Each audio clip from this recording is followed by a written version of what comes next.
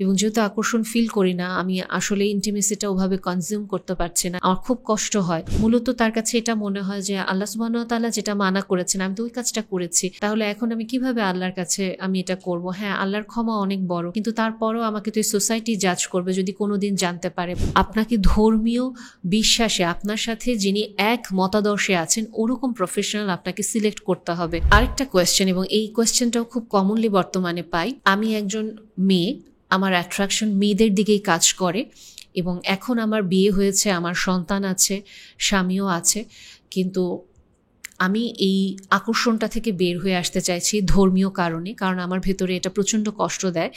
এবং আমি একটা সময় হয়তো এরকম কিছুতে ইনভলভও ছিলাম, কিন্তু আমি ওটা নিয়ে তো রিগ্রেট ফিলই করি। প্লাস পাশাপাশি আমি চাইছি আমি পুরোপুরি এই জায়গাটা থেকে বের হয়ে আসতে চাই। এই যে কোয়েশ্চেনটা যিনি করেছেন উনি ডেফিনেটলি উনি একজন ভদ্রমহিলা, এটা উনি বলেছেন। আমি যদি বলি যে আমরা আমাদের চেম্বার প্র্যাকটিস, এটা কিন্তু ছেলে মেয়ে উভয় পক্ষ থেকে কোয়েশ্চেনগুলো পাই।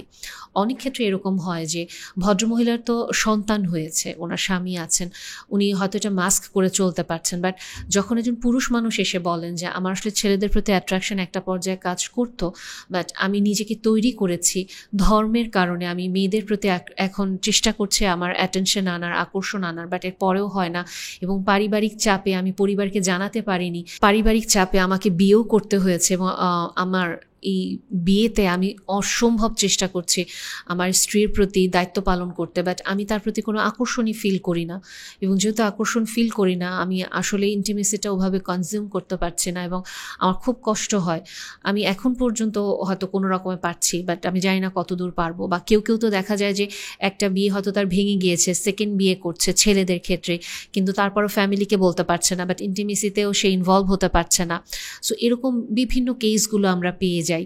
এখানে যে জিনিসটা খুব জরুরি আমাদের জন্য বোঝা, ডেফিনেটলি আমি এখানে বলছি না যারা একেবারে মাইন্ডসেট করে ফেলেছেন এলজিবিটিকিউতে একেবারে স্থির আছেন, আমি ওনাদেরকে উদ্দেশ্য করে এই টপিকটা কোনো উত্তর দিব না, কারণ এটা কমপ্লিটলি ডিফারেন্ট একটা পার্সপেক্টিভ। কিন্তু যখন একজন মানুষ এভাবে চিন্তা করছেন যে হ্যাঁ আমার একটা অ্যাট্রাকশন কাজ করতো, বাট ধর্মীয় কারণে আমি এখান থেকে ফিরে আসতে চাই, এবং আমি এটা থেকে নিজেকে অনেকখানি দূরে সরিয়ে একটা হেলদি লাইফে চলে এসেছি, এবং এখন আমি প্রচণ্ড রকম ডিপ্রেসড হয়ে যাচ্ছি, আমার প্রচণ্ড এংজাইটি কাজ করে বা অ্যাঙ্গার আউটবার্স্ট করে, এবং এই ডিপ্রেশন থেকে আমার সুইসাইডাল থট চলে আসে। এই কমন কথাগুলো কিন্তু আমরা এগুলো শুনতে পাই। কেন তার সুইসাইডাল থট চলে আসে? কারণ মূলত তার কাছে এটা মনে হয় যে আল্লাহ সুবহানাহু ওয়া তাআলা যেটা মানা করেছেন আমি তো ওই কাজটা করেছি, তাহলে এখন আমি কিভাবে আল্লাহর কাছে আমি এটা করব? হ্যাঁ, আল্লাহর ক্ষমা অনেক বড়, কিন্তু তারপরও আমাকে তো সোসাইটি জাজ করবে যদি কোনোদিন জানতে পারে, বা আমার পরিবার জানতে পারলে, আমার বাচ্চারা জানতে পারলে, বা আমার স্বামী বা আমার স্ত্রী জানতে পারলে আমি কি করব? ওই ভয়ে বাঁচতে ইচ্ছা করে না। ধর্মীয় দিক থেকে উনি ভয় পান, সামাজিক দিক থেকে ভয় পান, পারিবারিক দিক থেকে উনি ভয় পাচ্ছেন, এবং পাশাপাশি যে জিনিসটা ওনার ভেতরে অপরাধবোধ কাজ করতে থাকে। সো এই কেসগুলোতে যেটা খুব জরুরি, অবশ্যই প্রথমত আপনারা যদি এরকম বিষণ্ণতার মুখোমুখি হয়ে যান, অবশ্যই আপনারা প্রফেশনাল হেল্প সিক করবেন। এবং যেহেতু এখানে খুব ইম্পর্টেন্ট পয়েন্ট, আপনি ধর্ম বিশ্বাসের কারণে পথ থেকে ফেরত আসতে চাইছেন, আপনি অবশ্যই আপনাকে ধর্মীয় বিশ্বাসে আপনার সাথে যিনি এক মতাদর্শে আছেন ওরকম প্রফেশনাল আপনাকে সিলেক্ট করতে হবে। কারণ যার কাছে আসলে এটা কোনো ম্যাটার করে না, উনি কিন্তু আপনাকে বলবে না এটা কোনো ব্যাপার না, আপনি এটা করছেন তো কী হয়েছেন। বাট ডেফিনেটলি যখন ধর্ম বিষয়টা চলে আসে এটা খুব সেন্সিটিভ একটা পার্ট, এবং পাশাপাশি আপনি যখন একজন প্রফেশনালের কাছে যাবেন উনি নন জাজমেন্টাল ওয়েতে অবশ্যই আপনাকে ওভাবে করেই সাইকোথেরাপি প্রয়োজন হলে রেফার করবেন, বা উনি যদি নিজে সাইকোথেরাপি দেন উনি নিজে আপনার সাথে কথা বলবেন, এবং আপনাকে মেডিসিন প্রয়োজন হলে ডিপ্রেশন থেকে বের হয়ে আসার জন্য আপনাকে হয়তো স্লো ডোজে একটু মেডিসিন দিতে পারে, অথবা আপনার যদি কোনো টেস্ট করার প্রয়োজন হয় হরমোনাল, তখন ওই টেস্টগুলো আপনাকে করতে দিবে। সো তার পরবর্তীতে আস্তে আস্তে করে আপনি হয়তো এটা একটা প্রসিডিউরের মাধ্যমে এখান থেকে বের হয়ে আসতে পারবেন। বাট এখানে একটা জিনিস যেটা খুব জরুরি আমাদের মাথায় রাখা, যে দেখেন ডেফিনেটলি আল্লাহ আপনার এই স্ট্রাগলটা দেখছেন, এবং আমরা কখনো আমাদের অতীতের কোনো কাজ দ্বারা আল্লাহর কাছে ডিফাইন হই না।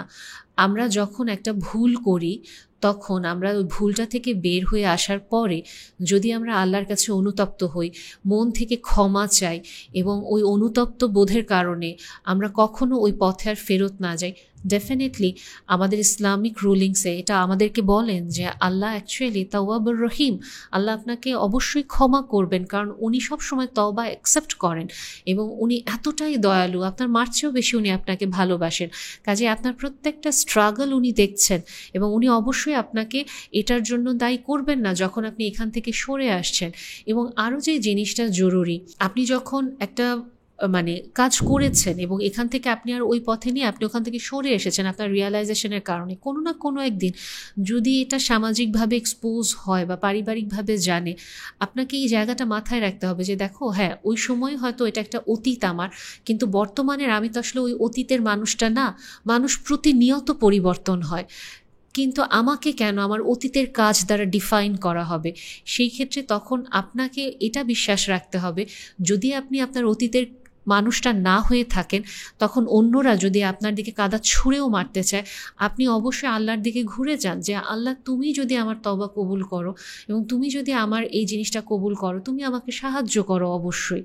এবং এই জায়গাটাতে আপনি অবশ্যই কখনো মাথা নোয়াবেন না অন্য মানুষের টিপ্পনির জন্য বা কটু কথার জন্য, কারণ আপনি জানেন আপনি কি এবং আপনি জানেন আপনি কিসের ভেতর দিয়ে গো থ্রু করছেন।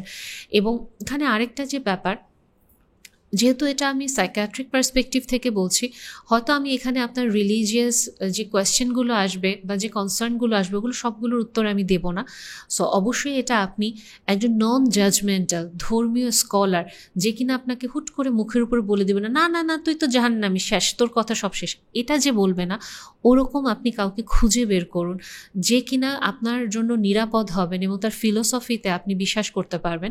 তখন আপনি তার সাথে ধীরে ধীরে ওপেন আপ করেন, কারণ অনেক ক্ষেত্রেই অনেক আলেম সমাজও কিন্তু জাজমেন্টাল থাকেন। কাজে জিনিসটা ভয় পাবেন না, আপনি আস্তে আস্তে করে আপনার নিজের উপরে বিশ্বাস রাখেন, আল্লাহর উপরে বিশ্বাস রাখেন, আপনি আপনার নিজের সাথে কাজ করেন এবং প্রফেশনাল হেল্প সিক করেন যাতে আপনি প্রপার সাইকোথেরাপি নিয়ে সাইকিয়াট্রিক অ্যাসেসমেন্টের মাধ্যমে বের হয়ে আসতে পারেন।